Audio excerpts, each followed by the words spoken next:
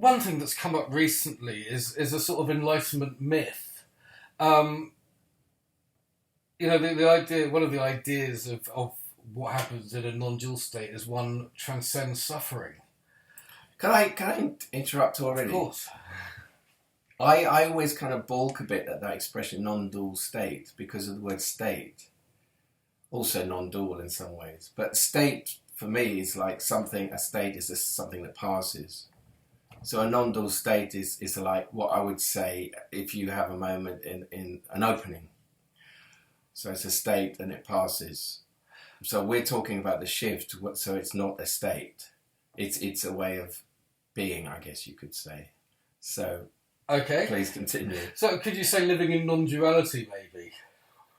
Well, okay, now I'm going to have to say something else. Everyone's living in non-duality, really, because we're on the absolute level, we're all one. But I know what you mean. How would I put it? Okay, the shift is when one has realised that one is not the separate self. So there's an awareness of that fact of living as that oneness, at the same time as living as the appearance of the separate one. So living in that way. Yeah. I think it could be surprising for some people to hear, or that there is still suffering. I think we've touched on this before. I mean, it's not the suffering that comes from being identified as personality, but I guess if you drop an iron on your foot, it's still going to hurt, isn't it? It's not, you're not released from all suffering in that way. Yeah, of course not, because one is still subject to physical laws, and of course one of the four aspects of being is feeling.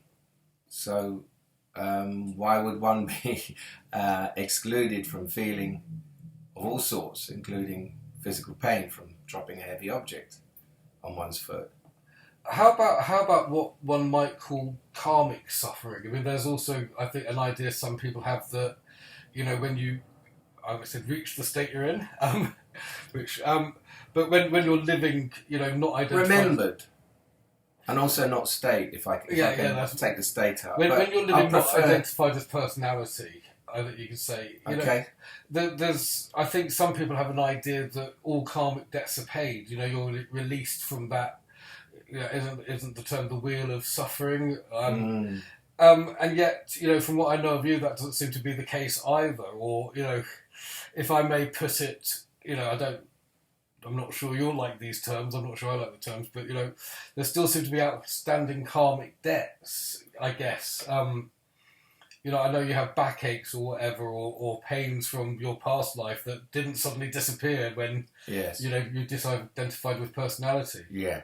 Right. So, now some people, when it comes to non-duality, the absolutists will say there's no such thing as karma, because there's a kind of denial of the relative level in which karma takes place. So obviously where I come from is very different to that. This is an embracing of the absolute level and the relative level.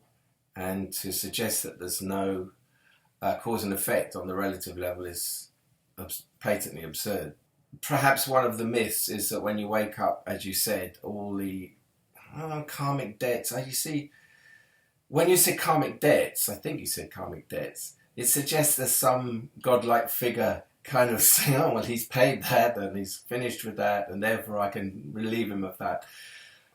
For me, it's a very grounded, prosaic thing that energy has, there's cause and effect in the world, in the material world.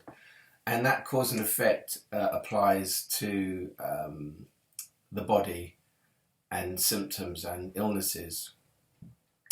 Most illnesses are, as a result, a cause and then there's effect, and the effect is the illness or the symptom. We've talked about suffering within the personality and how that can lead to illnesses. So, for example, on a basic level, if you're constantly worrying, that's very much, what I would call something that arises from being identified as personality. And that can cause a kind of mental illness, you know, in an extreme form. In a mild form, everybody thinks, well, we all worry, you know. Anyway, that goes.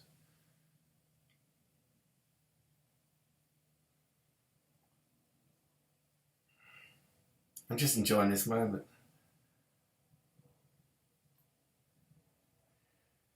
I think it's because,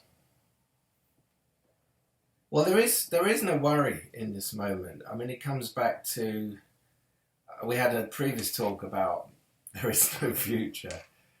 But if you take away the future, worry cannot exist, right? Because worry is about what happens if. So if you take the if away and the future in which it happens, the worry goes. So there's a kind of huge unhooking from all of that. So you can see those sort of things are solved by waking up. So we picked on worry as one example, and that then creates tension and perhaps mental illness, and then creates physical symptoms. So there's many ways that the activity of emotion of personality can create physical symptoms in the body. When you're young, you can get by and they're not felt much and they're not manifested much. But over years, it kind of intensifies and things become more chronic. And you start getting symptoms from them. So in the idea of enlightenment, we've been fed that, as you said, that all of that just suddenly stops. But in the real world, where there's cause and effect in the relative level, the cause of those symptoms may have gone, and if you're woken up, they have gone. But the effect of them is still manifesting in the physical level, because that's how it works. They don't just turn off like a switch. Because physical level manifestation is in time, and it takes time to manifest, and it takes time for that energy pattern that created them to be released and to leave. This body has certain patterns that are as a result of my life pre the shift, before the shift happened. And the personality that I was identified with created certain, and the things that happened in my life, and the cards I was dealt, the parents I was with, the conditions I lived in, whatever, contributed to certain patterns and symptoms in my body. And I'm living with the karma, you could say, the effect of those causes. Now, what's happening now is those patterns are no longer being fed at source. So the vine is being cut, as it were. But there is still the physical manifestation of them to some degree still there. And until those roots of them are released, they're still there. I write about this, and we talk about it in the second book, The Infinite Journey, about adaptation, which is all about how a life adapting to a life without the personality's input. And a big part of it is dealing with the karma, the effect from pre-shift. And so one of the things that happens is the physical symptoms can get worse. And the way it works is, that I've found, is that because one has had the shift, because that identification has dropped, there is an ability to go into these things and into this karma, into what's left of it, in a way that wasn't there before. Because one is not identified, there is a stillness and a presence that is able to go there, that before the personality would just say, don't go there, it's too painful or it's too much. So in fact, the possibilities for healing open up, and that actually means that whatever patterns are there to be healed can come up. So are you saying that healing is only possible after the shift? I mean, I'm guessing it can't be possible before the shift, because you're going to keep feeding into... I would say that's true. Yeah, because it's a bit like trying to... if you're feeling the effects of poisoning, but you're still drinking water that's contaminated, whatever you do to alleviate the effects of the nausea or whatever, you're still feeling the pattern. So in one sense, I would say yes, and in another way also, because I don't think you would have the ability to go to the root of what caused those patterns. I mean, they all have emotional roots that are very deep and have a lot of pain around them. I mean, this goes back to the contraction, really. It's like the wound happened. There's an incredible contraction around it because something in the system says, don't go there. Don't feel that. And that is buried. And we learn to get on with our lives with that buried, and we're adjusted to life out there in the world with this buried underneath. So this is about excavation and releasing, because if something is basically held on to and repressed, that's not health. You know what I mean? That's not openness. That's not energy free. That's energy constrained. So in the end, my experience after the shift is all of the patterns that have been there in my life. Everyone has symptoms here and there, and I'm just the same, have actually in some ways come out more and offered this opportunity in which the kind of lid is off for me to feel and go into what the real deepest cause is. Because healing can't happen until that energy has flowed into where there is that contraction and that constraint. And then it's the energy that's constrained is released. So that, for me, that's one version, you could say, of what explanation of what healing is. Recently, I had some X-rays, and I could see certain patterns in my skeleton, and they were pointed out to me, and damage that has kind of accrued through the years, and which has certain effects in itself. And it's very confronting because it's like, they say your biology is your biography. And it's like here you're confronted with the history of your life in terms of the effect it's had on your spine. And it's very relative level. Bones are very core energy. And it's this is karma. If a disc, for example, is out of alignment or a curve is not in the right way, this is a very real physical manifestation of, unless it's congenital, I guess, of stresses and emotional imbalances and all sorts of things. The impact of a personality on a body and life. Yeah, I mean, you could see someone who's hunched, for example. There's a whole study of this in, I don't know whether you're familiar with the body-mind study, but you can read bodies. A body who's doing this is different to a body who's doing that. And both meeting. One is overreaching, and one is kind of feeling put upon, like carrying a heavy load. And the body posture says so much about who we are. So in the world, there's a real cult of health, and it is, I mean, as you pointed out, it's very personality driven. It's, I don't want to die, I want to look good, I want to look my best, I want to, be the best, I want everyone to think how cool I am or how good I am. And it seems, quite pointless almost, given what you say about how living identified as personality is inherently unhealthy. We're almost talking about different levels. Of course it's good to eat well and to exercise and to do yoga and all of these things. But are they going to heal? You see, healing is different. Maintaining a certain physical level of health is one thing. But if you don't go to the root and heal the root cause, then it's a bit like our analogy earlier on. You're still drinking poisoned water, infected water, but you're kind of getting... Do you see what I mean? Yes. So,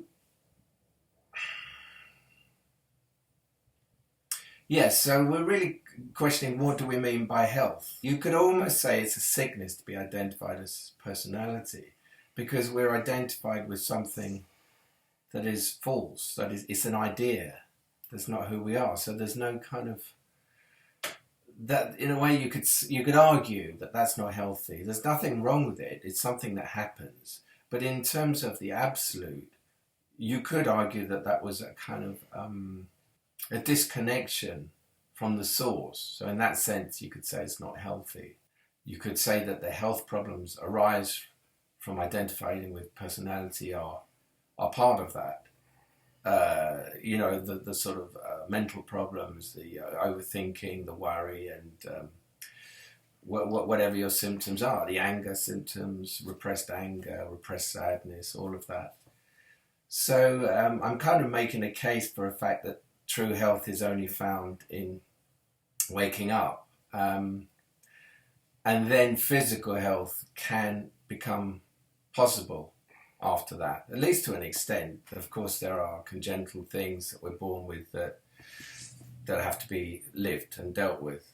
But in terms of what goes wrong as a result of losing the natural state, once again, it can be congenital things and environmental things in babies, but in general, the natural state is a state of health.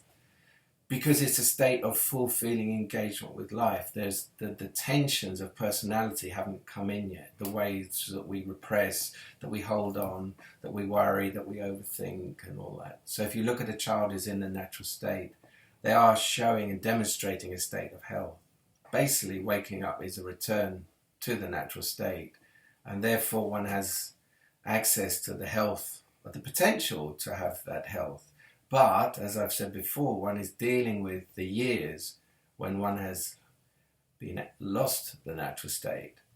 So there is that's where the karmic debt, as you called it, comes in. And nobody escapes that. And why should it be any other way? And it's hard sometimes, it's difficult to face, even if you're unidentified with personality, to face very deep emotional scars. There's pain involved, and there can be physical pain involved as well. So you're not protected from any of that, but you have the wherewithal, you have the presence to engage with that and to allow it to happen. I mean, I've had times when I've had deep pain, kind of emotional pain and very deep tears. And there's some part of you that's just watching it. You think, oh, this is interesting. What's this about, And maybe 2 minutes later, you could be just able to talk because there is this distance. So it's odd, I'm saying there's a distance. So on one hand, you're feeling it very deeply. There's no protection from you feeling it. But there is this one that is watching as well. So it's a weird, one of those things of two things being true at the same time. Totally engaging with it, but there's also this choiceless awareness watching it. And I think it's the choiceless awareness that allows one to feel whatever one has to feel and go to places that in the personality one would never dare go. It's not even an option. It's protected even beyond you getting to a point where it could happen. It's just like the door shut, it's off limits. And that door comes open and one can see all sorts of things from the past. So it's odd because I keep talking about this moment, right? But this moment can manifest karma from the past. So in a sense, it is this moment. It's just things that began in the past expressing in this moment. Thank you.